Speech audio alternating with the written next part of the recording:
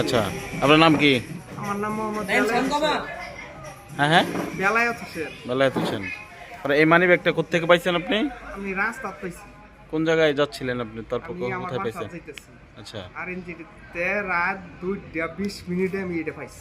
আচ্ছা পরে যাই দিয়ে এই যে কিছু বাইরে রয়েছে, আচ্ছা। রিক্সা উঠে গেছে না, হুম বাইরে রয়েছে। পরে আমি বললাম যে তো কাগজপত্র অনেক কিছু চেহার ওই দেখা যায়।